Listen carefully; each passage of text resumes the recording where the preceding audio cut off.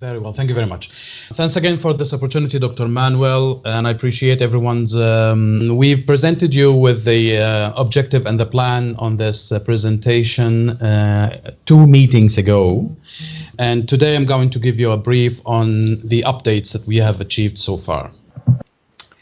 We mentioned this before. The aim for this project is to target 400 CHWs and 16 CH supervisors with a specific and advanced training on NCD detection and referral, followed by supervision of 4 months. For the planning stage, as most of you know, we worked to identify 30 supervisors, 16 of them to continue during the full duration. We already shared the selection criteria, and we did apply it for the candidates. For the CHWs, we targeted 400 CHWs in a number of locations, including Idlib, Sarmad, and Azaz, and then we added additional locations based on the nominations that were received. The timeline I already shared before. I just want to say that we're pretty much on schedule, except for the final stage where we had to extend the training beyond 8th of December. Because we faced some cancellations with some of the trainees and nominees, and we had to produce backup, or actually other groups to compensate for the ones that have already canceled. We used the material that was provided by the NCD working group, thanks to Dr. Manuel and to colleagues who worked on this training manual. What we did is that we've identified trainers, and we did a 1 session online with the 6 trainers. We went through the manual. We made sure that everyone is on the same page, and we agreed on the agenda.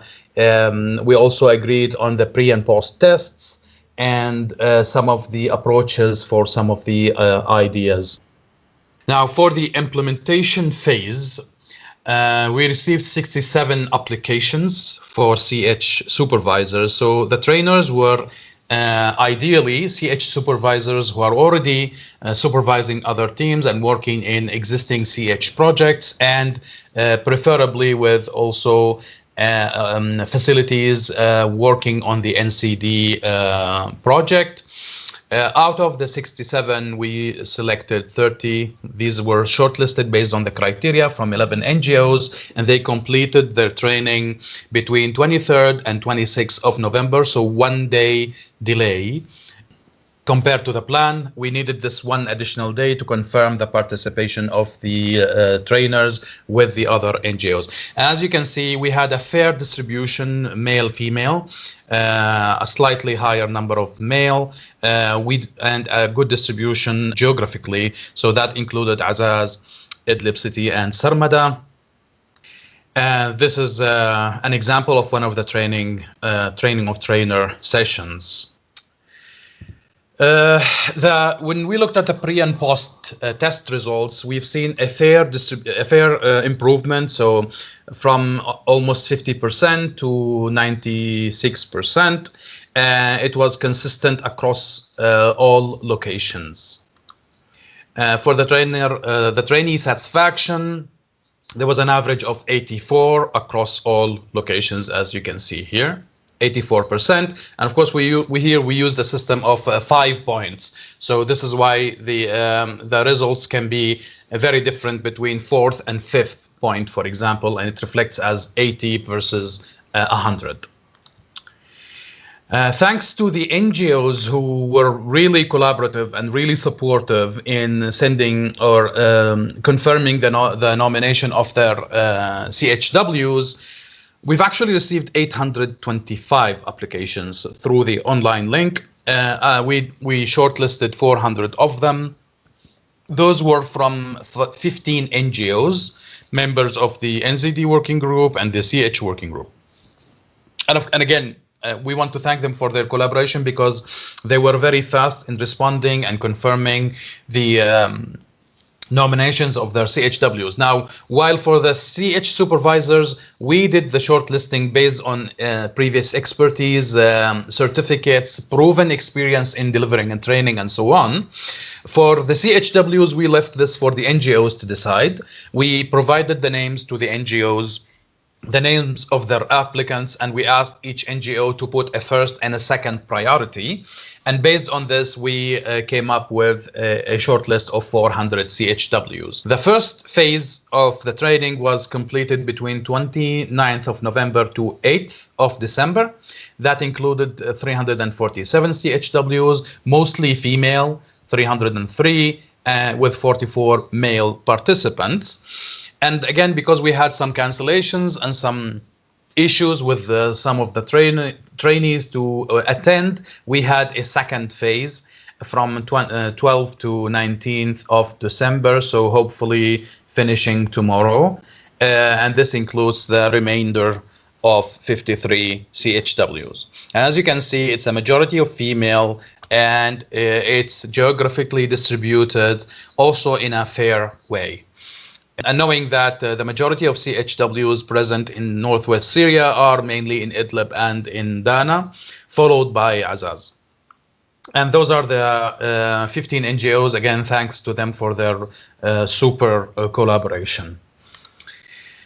Of course, the training sessions didn't go without a lot of focus, a lot of fear, maybe, and a lot of reality TV. So using a combination of ways to attract attention of the trainees. Pre and post tests show a good improvement in knowledge by the participants. So on average, 42 for pre-tests and 94 for post-tests.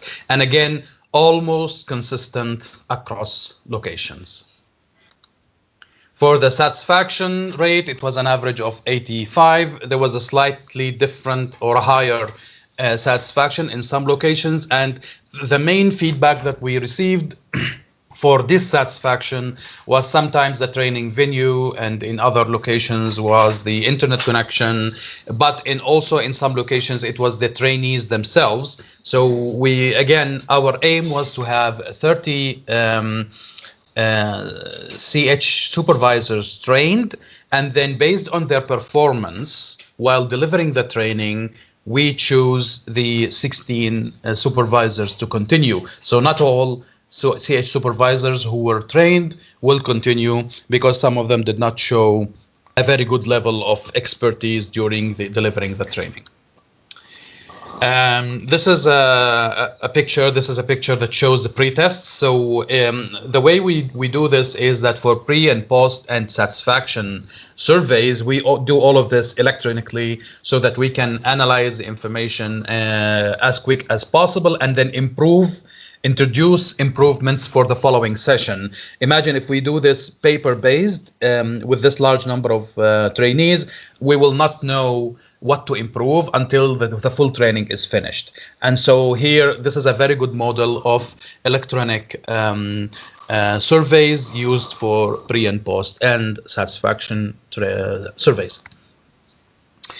The training included a number of activities, so from presentations, of course, using projected material, and also some other infographics, either from the manual itself or from other sources, and the display of some videos explaining a number of procedures, particularly taking blood pressure and blood sugar.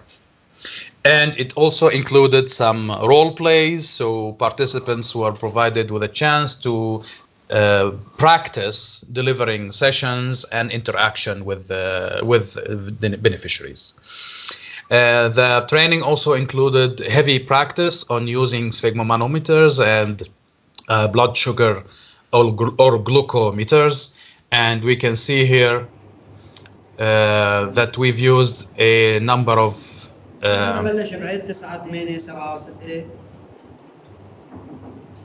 we've used a number of devices provided for all the trainees to practice.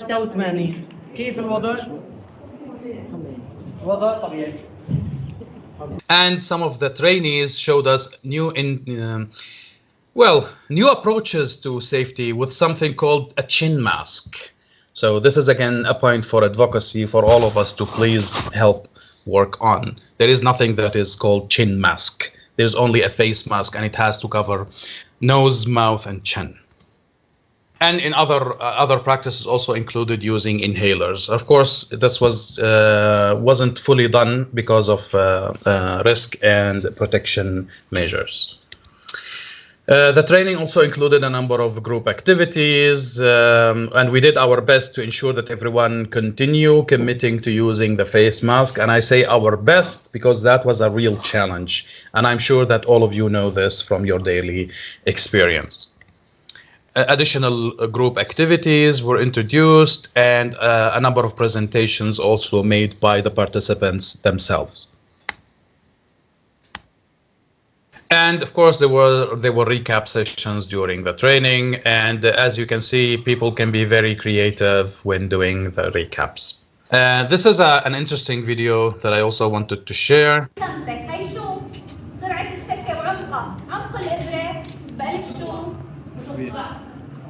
هيك خطشته تمام بيطلع عندي هون لون احمر شايفينه خطشته بعقم الايد بمسحه مسحه كحول بنطر دقيقه لتيشرت مويه ومبلوله بتشكيها وبهيك هنا اصبع هلا هو نص اي اصبع بس انت نقي وحده تكون سمونيه هي النص ثانيه بتكون شوي فيها كثافه مشان ما تعصري اعمليها قبل الاصبع تعال هي بيطلعوا عيونها شكه وحده عندك نقطة دم شو بساوي؟ هون أنا بجهز الجهاز كيف بجهز الجهاز؟ And what I want here to say is that we're really proud to see Syrian women taking leadership, spreading knowledge, being so courageous and out speakers. And this is really, really impressive. And we want to continue encouraging Syrian women to take this role. That's all I have, and over to you, colleagues, for any questions, comments, advices. Over to you.